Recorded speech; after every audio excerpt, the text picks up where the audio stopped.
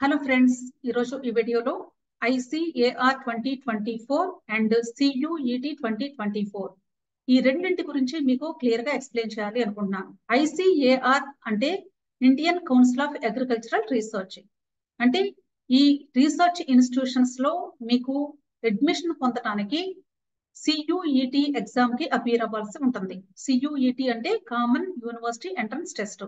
అంటే ఎగ్జామ్ రాయాల్సి ఉంటుంది. ఇప్పుడు నీట్ ఎగ్జామ్ ఎలాగైతే MBBS, BDS, ఆయుష్ కోర్సెస్ కి రాస్తున్నారో అలాగే ఇక్కడ అగ్రికల్చరల్ రీసెర్చ్ ఇన్స్టిట్యూషన్స్ లో అడ్మిషన్ పొందాలి అంటే తప్పనిసరిగా మీరు CUET ఎగ్జామ్ కి అపీర్ అవ్వాల్సి ఉంటుంది. అంటే ఇక్కడ మీకు ఒక డౌట్ రావచ్చు, అన్ని అగ్రికల్చరల్ ఇన్స్టిట్యూషన్స్ లో కూడా సీట్ పొందాలి అంటే కేవలము CUET ద్వారా మాత్రమేనా అని. అలా కాదండి, స్టేట్ యూనివర్సిటీస్ లో కొన్ని ఎఫ్సెట్ ఎగ్జామ్ ని బేస్ చేసుకొని అడ్మిషన్ ఉంటుంది. కొన్ని సీట్స్ కి CUET ఎంట్రన్స్ ఎగ్జామినేషన్ స్కోర్ కూడా తీసుకుంటారు. కాబట్టి సెంట్రల్ యూనివర్సిటీస్ లో పర్టికులర్ గా అలాగే డీమ్డ్ యూనివర్సిటీస్ లో మీరు అడ్మిషన్ పొందాలి అంటే 100% CUET స్కోర్ ద్వారా మాత్రమే మీకు అడ్మిషన్ పొందే అవకాశం ఉంది. వేరాజ్ స్టేట్ గవర్నమెంట్ లో అయితే మీరు ఎఫ్సెట్ స్కోర్ యూజ్ చేసుకోవచ్చు, లేదా ఇక్కడ CUET లో వచ్చినటువంటి స్కోర్ ని బేస్ చేసుకొని రెండు రకాలుగా కూడా అడ్మిషన్ పొందే అవకాశం ఉంది. అర్థమైంది అనుకుంటున్నాను. ఇప్పుడు దీనికి సంబంధించి అసలు డీటెయిల్స్ ఒకసారి చూద్దాం.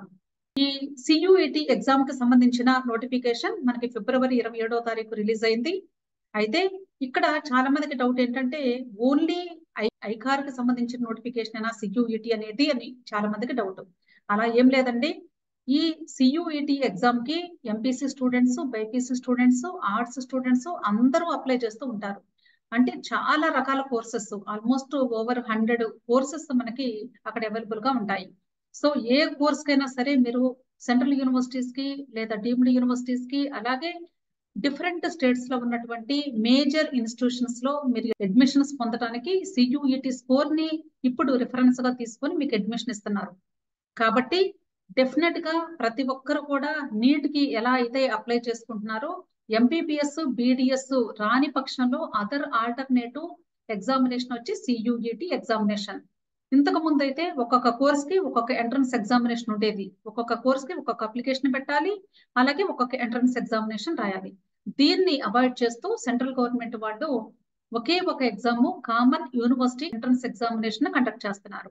ఇప్పుడు మనం ఈ నోటిఫికేషన్ కు సంబంధించిన డీటెయిల్స్ చూద్దాము. CUET స్కెడ్యూల్, ఇక్కడ ఈ స్కెడ్యూల్ లో ఇంపార్టెంట్ డేట్స్ మెన్షన్ చేశారు. Online submission of application form, అంటే కేవలము ఆన్లైన్ పద్ధతిలో మాత్రమే ఇక్కడ అప్లై చేసుకోవాలి. ఎగ్జామ్ కూడా ఆన్లైన్ పద్ధతిలో మాత్రమే ఉంటుంది. ఈ ఎగ్జామినేషన్ రాయడానికి, ఈ ఎగ్జామ్ కి అప్లై చేసుకోవడానికి స్టార్టింగ్ డేట్ ఫిబ్రవరి 27th, అంటే ఆల్రెడీ స్టార్ట్ అయిపోయింది. లాస్ట్ డేట్ మార్చి 26వ తారీఖు రాత్రి 11:50 వరకు ఉంది. అలాగే రిజిస్ట్రేషన్ ఫీని కూడా credit card, debit card, net banking, UPI apps use చేసి మార్చి 26వ తారీఖు అర్ధరాత్రి 11:50 వరకు పే చేసుకోవచ్చు. Next, correction in particulars of application form on website only. అంటే ఒకవేళ మీరు అప్లికేషన్ ఫిల్ చేసేటప్పుడు ఏదైనా మిస్టేక్ చేస్తుంటే వాటిని కరెక్ట్ చేసుకోవడానికి మీకు వన్ టైం కరెక్షన్ కింద 2 డేట్స్ ని అసైన్ చేశారు, మార్చి 28th and 29th. Downloading of admit cards from NTA website, అంటే అడ్మిట్ కార్డ్స్ ని ఎప్పుడు మీరు డౌన్లోడ్ చేసుకోవచ్చు అంటే సెకండ్ వీక్ ఆఫ్ మే అన్నారు. ఇక్కడ మీకు ఒక డౌట్ రావచ్చు, అసలు ఈ CUET ఎగ్జామ్ ని ఎవరు కండక్ట్ చేస్తారు? ఇది కూడా NTA వాళ్ళు మాత్రమే కండక్ట్ చేస్తున్నారు. అంటే నీట్, JEE మెయిన్స్ ఎలా కండక్ట్ చేస్తున్నారో ఈ CUET ఎగ్జామ్ ను కూడా NTA వాళ్ళు మాత్రమే కండక్ట్ చేస్తున్నారు. కాబట్టి సేమ్ NTA వెబ్సైట్ లోనే మనకి CUET అప్లికేషన్ కూడా ఉంటుంది. అప్లికేషన్ ఫామ్ ఫిల్లింగ్ కూడా యాజ్ ఇట్ ఈస్ గా ఆల్మోస్ట్ అలాగే ఉంటుంది. కాబట్టి మీరు ఫిల్ చేసేటప్పుడు కూడా చాలా వరకు మీకు పెద్ద డౌట్స్ రావు. వెరీ ఫ్యూ డౌట్స్ మాత్రమే ఎక్కడంటే కోర్సెస్ మీరు సెలెక్ట్ చేసుకునేటప్పుడు, అలాగే ఎంట్రన్స్ ఎగ్జామినేషన్ కి సబ్జెక్ట్స్ ను చూస్ చేసుకునేటప్పుడు జాగ్రత్తగా మీరు ఫిల్ చేసుకోవాల్సి ఉంటుంది. అదర్వైజ్ రిమైనింగ్ అంతా కూడా మన నీట్ అప్లికేషన్ లాగానే ఉంటుంది. ఓకే, సో అడ్మిట్ కార్డ్స్ ని మీరు సెకండ్ వీక్ ఆఫ్ మేలో డౌన్లోడ్ చేసుకోవచ్చు. అలాగే డేట్ ఆఫ్ ఎగ్జామినేషన్ మే 15 నుండి మే 31st వరకు ఉంటుంది. అంటే సుమారుగా ఒక 15 రోజులు కండక్ట్ చేస్తారు. ఎందుకంటే చాలా మంది through out India different courses కి, డిఫరెంట్ స్టేట్స్ కి, అలాగే డిఫరెంట్ యూనివర్సిటీస్ కి జరిగేటువంటి ఎగ్జామినేషన్ కాబట్టి స్టూడెంట్స్ కూడా ఆల్మోస్ట్ నీట్ ఎగ్జామ్ కి ఎలాగైతే ఒక 25 lakhs అపీర్ అవుతున్నారో అలాగే CUET కి ఇంకా అంతకంటే ఎక్కువ మంది అపీర్ అవుతారు. అందుకని ఇక్కడ 15 డేస్ ఎగ్జామ్ జరుగుతుంది. ఇది కూడా డిఫరెంట్ షిఫ్ట్స్ లో ఎగ్జామ్ జరుగుతుంది. అంటే డైలీ 2 షిఫ్ట్స్ కంపల్సరీ ఉంటుంది. ఎందుకంటే ఒక స్టూడెంట్ కేవలం ఒకే రోజు ఎగ్జామ్ రాయరు. ఒక స్టూడెంట్ 10 ఎగ్జామ్స్ వరకు రాసుకునే అవకాశం ఉంది. కాబట్టి స్టూడెంట్ తను చూజ్ చేసుకున్నటువంటి సబ్జెక్ట్స్ ని బట్టి నంబర్ ఆఫ్ ఎగ్జామ్స్ పెరుగుతూ ఉంటాయి. కాబట్టి అందుకనే 15 డేస్ లో మరలా 2 షిఫ్ట్స్ ఉంటాయి. అంటే టోటల్లీ 30 స్లాట్స్ లో ఎగ్జామ్ జరుగుతుంది. నెక్స్ట్ టైమింగ్ ఆఫ్ ఎగ్జామినేషన్, ఇది ఫిక్స్డ్ కాదండి. అంటే ఒక్కొక్క స్టూడెంట్ కి ఒక్కొక్క షిఫ్ట్ లో జరుగుతుంది. కాబట్టి టైం అనేది మీకు ఏ రోజు ఏ షిఫ్ట్ లో ఏ టైం కి ఉంటుంది అనేది మీ అడ్మిట్ కార్డు మీదే ఉంటుందని చెప్తున్నారు. Next centre, date and shift of examination, ఇది కూడా మీకు డీటెయిల్స్ అన్ని కూడా అడ్మిట్ కార్డు మీదే ఉంటాయి. అంటే ఎగ్జామినేషన్ సెంటర్ ఎక్కడ, ఏ రోజు, ఏ టైము, ఏ షిఫ్ట్ అన్ని కూడా. Next declaration of result on NTA website, మీకు రిజల్ట్ జూన్ 30th అనౌన్స్ అవుతుంది. ఇది కూడా ఎన్టీఏ వెబ్సైట్ లో మాత్రమే రిలీజ్ చేస్తారు.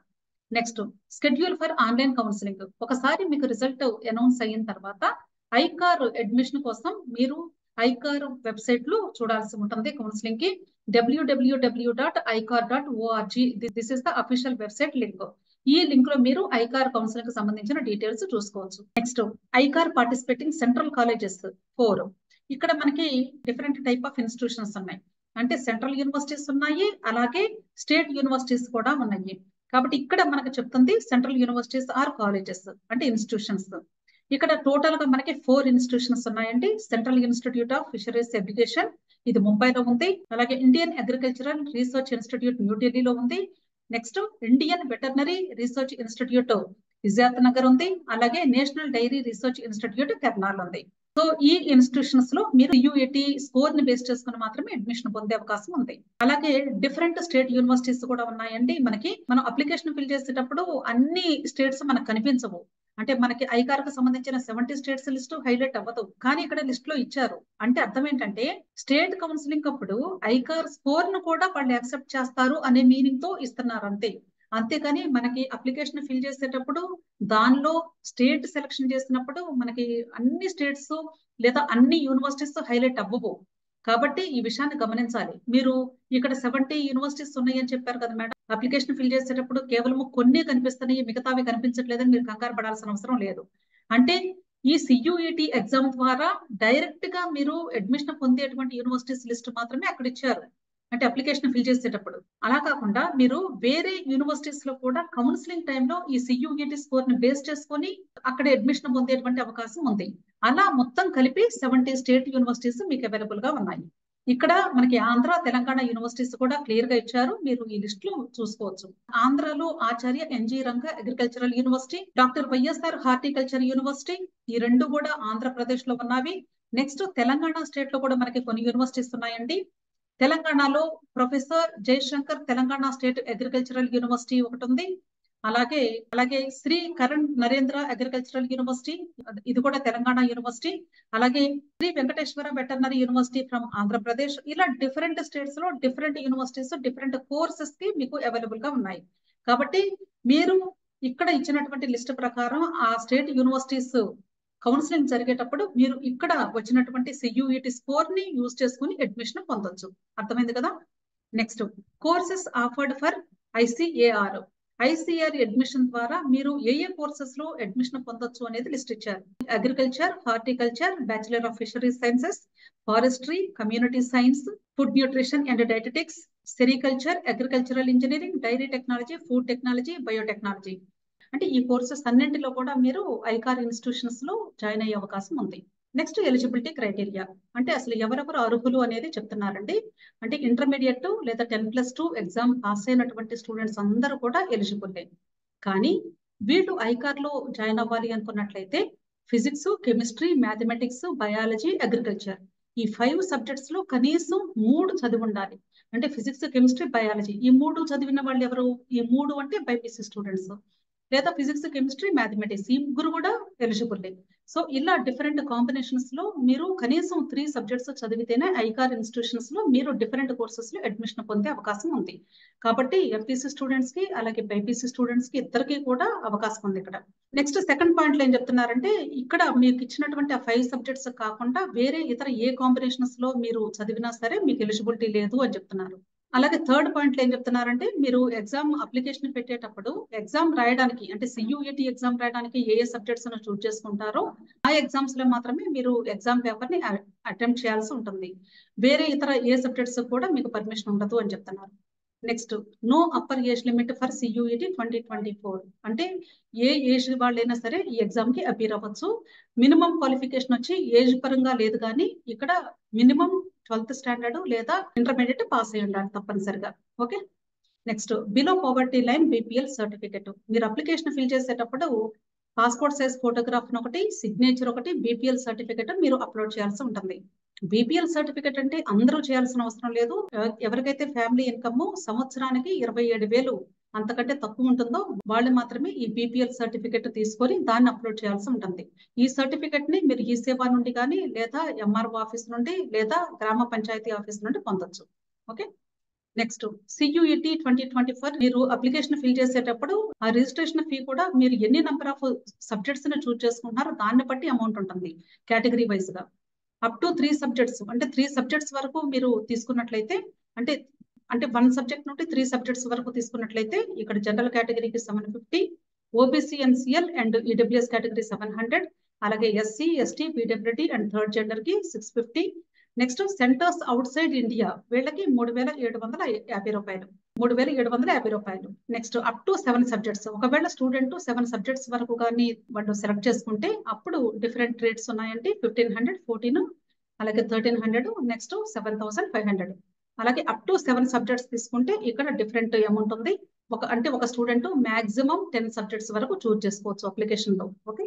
అంటే 10 ఎగ్జామ్స్ వరకు రాసే అవకాశం ఉంది. సో మీరు NTA వెబ్సైట్ లో CUET అప్లికేషన్ ఫామ్ ఉంటుంది. అక్కడ మీరు తప్పనిసరిగా ప్రతి ఒక్కరు కూడా అప్లై చేసుకోండి. ఓకే. సో నెక్స్ట్ వీడియోలో మీకు అప్లికేషన్ ఎలా ఫిల్ చేయాలి అనేది క్లియర్ గా ఎక్స్ప్లెయిన్ చేస్తాను. ఎవరైతే ఫస్ట్ టైం నా వీడియోని వాచ్ చేస్తూ ఉన్నారో వాళ్ళు తప్పకుండా నా వీడియోని లైక్ చేయండి, అలాగే మీ ఫ్రెండ్స్ కి షేర్ చేయండి, అలాగే నా యూట్యూబ్ ఛానల్ ని సబ్స్క్రైబ్ చేసుకోండి. Thank you.